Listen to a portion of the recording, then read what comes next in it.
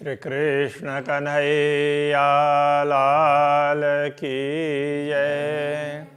श्री निजानंद स्वामी की जय। श्री प्राणनाथ प्यारे की जय। दिल मोमिन अरस तन बीच में उन दिल बीच दिल कहने को ए दिल है अरस दिल अशाला है असर से दिल असल। श्री कृष्ण कन्हैया लाल की जय। यह प्रकरण बड़ा ही मार्मिक है। इसकी एक एक चौपाइयों का भाव अति उत्तम है। वैसे तो तारतम सागर की सभी चौपाइयाँ उत्तम भाव रखती है, फिर भी इसमें कई रहस्य स्पष्ट होते हैं, इसलिए इसको कलश का भी कलश ये नाम दिया है। तो हक नजीक कया रूहन को और नूर नजीक फिरस्तन। इसीलिए ब्रह्मात्माओं को पूर्ण ब्रह्म परमात्मा के निकट रहने वाली ऐसा कहा है। उसी प्रकार ईश्वरीय सृष्टि को भी अक्षर ब्रह्म के निकट रहने वाली ऐसा कहा है। और आम खलक देखन को जो कहे जुल्मत चेतन। शेष आम खलक सामान्य जीव हैं, वो सब देखने मात्र के लिए सृष्टि को, ये खेल को, उस खेल संपादन के लिए है। उनकी दूसरी विशेष भूमिका नहीं होती है। जो कहे जुल्मत से तन, तो जिनका असली दिव्य धाम में नहीं है तो तो शून्य निराकार को असली समझते हैं, इस प्रकार कहा है। तो कुछ ग्रंथों में ऐसा कहा है, सभी ग्रंथों में इस प्रकार से नहीं है। ये तीनों गिरो कही जायरा पर ये बीच मार्फत रहा। तो ये तीनों प्रकार की आत्माएं, तीनों प्रकार की आत्माओं का समूह स्पष्ट रूप से बताया गया है। उनमें से एक का तात्पर्य यहाँ ब्रह्म सृष्टि। तो ये बीच मार्फत रहा, मार्फत रहा के बीच में, मार्फत रहा का तात्पर्य पूर्ण ब्रह्म परमात्मा की पहचान के मार्ग के अंतर्गत ब्रह्मात्मा ही हैं, वही पहचानती है। ए कलाम अल्लाह में बेवरा यूं ही कया रूह अल्लाह। तो अल्लाह कलाम में इस प्रकार का विवरण दिया है। अब अल्लाह कलाम कहेंगे तो मुसलमानों के लिए अल्लाह कलाम कुरान, कतेब ग्रंथ, और सनातन हिंदू धर्मावलंबी के लिए ब्राह्मी वचन, जितने भी श्रुति ग्रंथ वगैरह हैं, श्रुति स्मृति पुराण, तो ये है। अब कतेब परंपरा में उसमें भी काफ़ी विभाजन है। मुस्लिम अलग मानते हैं, क्रिश्चियन अलग मानते हैं, यहूदी अलग मानते हैं, वो एक ही परंपरा। तो इसी प्रकार से सनातन धर्म में भी विभिन्न प्रकार के विभाग हैं। तो उनमें तो थोड़ा थोड़ा मत अंतर है, किंतु सभी श्रुति स्मृति और पुराण से परिचित हैं और सबको उनका प्रमाण चाहिए होता है। इसलिए कहते हैं, तो ये धर्म ग्रंथों में, वेद कतेब आदि ग्रंथों में इस प्रकार का विवरण दिया है। यूं ही कया रूह अल्लाह। तो इस बात को सदगुरु श्री देवचंद्र जी ने प्रकट होकर के स्पष्ट करके बता दिया। बाकी तो लिखा तो पहले से ही था, तो उसको स्पष्ट करने वाले तो कोई चाहिए ना। तो सतगुरु ने ये किया है। पर आम खलक ना समझे जाके पैदाश कही जुल्मत, जिनकी उत्पत्ति ही शून्य निराकार से जो लोग अपनी उत्पत्ति अपना मूल ही शून्य निराकार मानते हैं, उनको इस विषय में पता नहीं चलता है। इल्म लुदन्नी से जानत रुआ मोमिन बीच बाहेदत। तो ब्रह्मात्माएं कैसी है कि अद्वैत भूमिका के रहने वाली है, इसलिए उनको ही ब्रह्म ज्ञान तारतम्य ज्ञान से इस बात की पहचान हो सकती है, वो समझ सकती है इस रहस्य को। इल्म नुक्ते की शाहिदी हक सूरत अरस मार्फत। इल्म नुक्ता कहने से तो इसको कते परंपरा में इल्म नुक्ता कहा, तो ये तारतम्य ज्ञान है। तारतम्य ज्ञान की ये साक्षी है कि हक सूरत अरस मार्फत, परब्रह्म परमात्मा का स्वरूप है, तो वो तो परब्रह्म परमात्मा का स्वरूप और परमधाम उन दोनों की पहचान होनी चाहिए। तो ये बात तारतम्य ज्ञान से स्पष्ट होती है, इन दोनों की पहचान तारतम्य ज्ञान से ही होती है। शास्त्रों में अलग अलग ग्रंथों में लिखा हुआ है, किंतु तारतम्य ज्ञान के बिना वो स्पष्ट नहीं हो पा रहा है।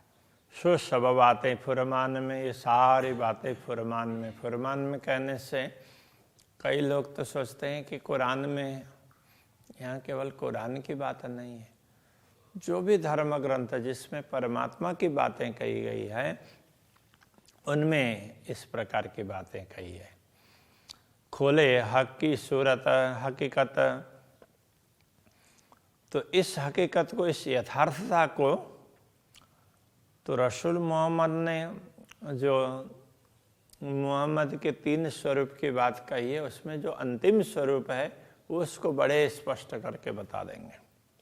तो इसलिए ये समझना होगा, जो शास्त्रों में, सब ग्रंथों में बहुत कुछ बातें बताई है, जिन जानो शास्त्रों में नहीं है, शास्त्रों में सब कुछ, पर जीव सृष्टि क्या जान ही, जाकी अकल है तुझ। तो ऐसा मत समझना कि शास्त्रों में लिखा नहीं है, सभी धर्म ग्रंथों में बहुत कुछ कहा गया है, किंतु जिनकी बुद्धि ही तुच्छ है, ऐसी दुनिया के लोग हैं, वो कैसे समझ पाएंगे। इसलिए वो उनको पढ़ भी लेते हैं, किंतु उनके पल्ले नहीं पड़ती है, अलग ही अर्थ निकाल लेते हैं। बसरी मल की और हकी जो कही मोहम्मद 3 सूरत, रसूल मोहम्मद ने बसरी मल की और हकी ऐसा करके जो 3 स्वरूप की बात कही थी। 2 देवे हक की शाहिदी फरदा रोज क़यामत, उनमें से 2 स्वरूप है, क़यामत के समय पर प्रकट होकर के इन सारी बातों की साक्षी देंगे, ऐसा भी कहा गया था। नबी नबूवत कुरान माजजा, ये 2 साबित होवे इनसे। नबी की नबूवत का तात्पर्य, जो लोग परमात्मा नबी कह करके पैगंबर को मानते हैं, पैगंबर का अर्थ होता है परमात्मा का संदेश देने वाले। जो भी परमात्मा का संदेश देने वाले महापुरुष हुए हैं, अवतारी पुरुष हुए हैं, जो महानुभाव हुए हैं सृष्टि के आदिकाल से लेकर के आज तक, तो ये सचमुच परब्रह्म परमात्मा की बात कर रहे हैं। तो इस प्रकार से उनके जो वो परमात्मा का संदेश देने वाला वो सिद्ध करना, और जो कुरान कहने से अल्लाह कलाम, तो शास्त्र वचन, उनमें जो रहस्य छिपे हुए हैं उनका स्पष्टीकरण करना, ये 2 साबित होवे इनसे। ये दोनों बातें इन्हीं महापुरुषों से स्पष्ट होंगी। तो ये कौन महापुरुष हैं, उनके लिए कहा ये सतगुरु श्री देवचंद्र जी महाराज और महामती श्री प्राणनाथ जी महाराज, उनसे ही ये बात सिद्ध होगी। कुरान न खुले बिना खिताब, खिताब के बिना, तो ये इन 2 को परब्रह्म परमात्मा की शक्ति आई है ऐसा माना गया है। तो वो उपाधि के बिना, तो ऐसी खिताब के बिना ये कुरान कहने का तात्पर्य तो परमात्मा के वचन वो स्पष्ट होने वाले नहीं है। ना तो लिखा सब इनमें, अन्यथा इन ग्रंथों में तो यद्यपि इन सारे ग्रंथों में लिखा ही है, लिखा तो था ही, किंतु ये स्वरूप प्रकट हो गए, उन्होंने सारे धर्म ग्रंथों का रहस्य स्पष्ट करके समझा दिया। इन शायद ये सब मिलस्य हिंदू या मुसलमान, इन्हीं साक्षी के द्वारा इन सब ऐसी अलग अलग प्रकार के साक्षियाँ जब स्पष्ट हो जाएंगी तो उस समय हिंदू अथवा मुसलमान उनमें जो परस्पर वैमनस्यता है वो दूर हो जाएगा और सब फिर मिल करके चलने लगेंगे। मुआ दज्जाल शव का कुफर, मुआ का अर्थ होता है मरा, दज्जाल मरा, शव का कुफर। दज्जाल क्या है? तो मुसलमान लोग तो दज्जाल को कोई अलग प्रकार का प्राणी ऐसा समझते हैं, वो आएगा और तुम्हारे नमाज में बाधा डालेगा, ऐसा कहा गया। नमाज का मतलब परमात्मा की स्तुति। तो वो नमाज पढ़ते हुए इधर उधर देखते हैं, कभी शैतान ना आ जाए, दज्जाल ना आ जाए। तो वास्तव में नमाज पढ़ते हुए ही देखना ऐसा नहीं है, हमेशा अलर्ट रहो कि तुम्हारी वृत्ति इधर उधर ना भटके।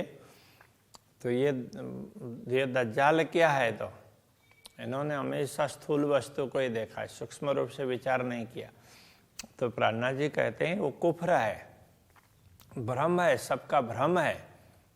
तो वो भ्रम रूपी दज्जाल है वो मिट गया। वो भ्रम ही तो सबको भटका रहा था, भ्रम मिट गया तो अब सबका भटकना बंद हो गया। यूँ सब पाक हुए एक दिन, इस प्रकार भ्रम मिटने के बाद में सब लोग पवित्र होकर के एक ही परमात्मा के मार्ग पर चलेंगे। दीन का अर्थ होता है धर्म, तो परमात्मा का मार्ग धर्म, धर्म के एक ही मार्ग पर सब चलेंगे। और भी शायद फुरमान में, धर्म ग्रंथों में ऐसी और भी साक्षियाँ दी है। तब का 14 जरा नहीं, उसमें ये स्पष्ट कहा है ये 14 लोग हैं, इसका तो कोई अस्तित्व है नहीं। खेल नाम धर्या सब कहने को, ए जरा नहीं अरस माहे, ये सब तो नाम मात्र का खेल है। तो ये खेल है ऐसा बोल दिया, इनका अस्तित्व कोई परमधाम में, इनका कोई अस्तित्व ही नहीं है। जो परमधाम रहने वाला है, शाश्वत है, उसके सामने उसके वहाँ तो इसका कोई अस्तित्व ही नहीं है। जब तक तुम्हें शाश्वतता का पता नहीं चल रहा है, अनुभव नहीं हो रहा है, तब तक ही तुम्हें खिलौने के प्रति आकर्षण हो रहा है। जैसे छोटे छोटे बच्चे होते हैं, उनको किसी काम के नहीं है यथार्थ में, तो खिलौने हैं, किंतु उनको लगता है ये तो बहुत बड़ी चीज़ है, उसके लिए लड़ेंगे, रोएंगे, धोएंगे, कितना कुछ करेंगे। तो अब वही जब बड़े हो जाएंगे, फिर उनके सामने वो खिलौने रख देंगे तो क्या करेंगे? हंसेंगे। तो उनको पता चलेगा कि अरे इसके लिए तो हम लोग बहुत लड़ते थे, ये तो है कुछ भी नहीं है। तो ऐसा ही होता है। और ठौर न काहूँ अरस बिना, अरस न काहूँ इंतहाए। और कोई परमधाम के अतिरिक्त तो और कोई भी ठिकाना नहीं है, क्योंकि उनका कोई अस्तित्व ही नहीं है। तो कल्पना नाम मात्र का है, तो बस कल्पना कर दिया अक्षर ब्रह्म ने, तो दुनिया का अस्तित्व है।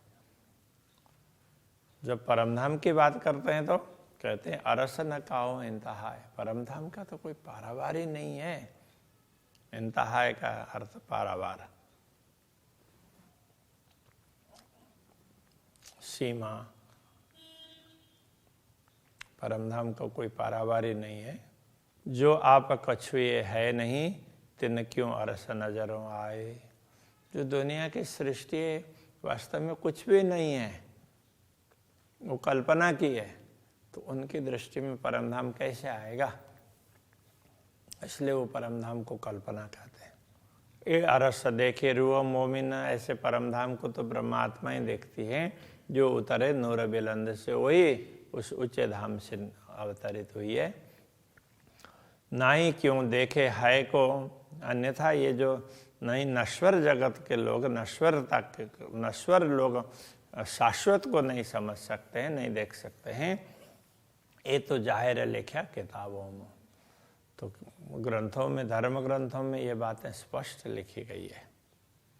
बांजा पूत फूल आकाश और शशक सिंह, तो इनके लिए कहीं बंध्या पुत्र ऐसा कहा, और बंध्या पुत्र नाम के लिए है, यथार्थ में तो पुत्र होता तो बंध्या ही नहीं होती ना, तो पुत्र होता ही नहीं है बंध्या का। फूल आकाश, आकाश में कोई फूल होता नहीं है, वो बादलों में कहीं ऐसी आकृति दिख गई हो तो दिख सकती है, यथार्थ में फूल होता नहीं है आकाश पुष्प। और शशक सिंह, और इसके लिए कई ग्रंथों में शशक सिंह ऐसा भी कहा, शशक श्रृंग। शशक का तात्पर्य खरगोश, ससला, और उसके सिंह होते ही नहीं है, ऐसे वो बोल दिया तो उसके बाल थोड़े से उठ गए होंगे तो उसको सिंह किसी ने बोल दिया, तो वैसे कल्पना की हुई बातें हैं, यथार्थ में कुछ भी नहीं है। और मान लिया तो फिर कल्पना कर ली तो सिंह भी आ गए, ऐसा है, वो मान्यता क्या होती है। कया वेद कतेब में भंग न कछु अभंग, वेद कतेब में ये कहा है, तो ये सब ये जो कुछ भी दिख रहा है ये सब भंग का तात्पर्य नाश होने वाला है। न कछु अभंग, कोई अविनाशी नहीं है, जो कुछ तुम देख रहे हो ये सब नाशवान है। यूं असल खेल की है नहीं, ये दिल में दिखाई देता है। यथार्थ में असल है, वो खेल में नहीं है, तो ये खेल है, तो असल में ये खेल का भी कोई अस्तित्व नहीं, खेल का कोई अस्तित्व ही नहीं है यथार्थ में, तो है क्या, तो उसके लिए कह रहे हैं ये दिल में दिखाई देते हैं, तो मात्र ब्रह्मात्मा उनको दिखाई दिया, तो बोला उनको बोला तुम्हें मैं दिखाऊं, तो दिखा दिया, बस इतना ही है, बाकी कुछ भी महत्व नहीं है। किया हुक्म मोहम्मद रूहों देखने, श्री राज जी के आदेश ने, यहाँ पर मोहम्मद कहने से अब यहाँ श्यामा जी के लिए, तो श्यामा जी और ब्रह्मात्माओं को दिखाने के लिए ये सब कहा गया है, ये खेल दिखाया है, उनको बताने के लिए इसकी कल्पना की है। तो भीस्त में इन्हों को लेता, इसीलिए अब श्यामा जी और परमात्माओं के लिए जो दिखाया तो उसको भी अखंड कर दिया, इसलिए उसको भी वैष्णव में स्थान दे दिया।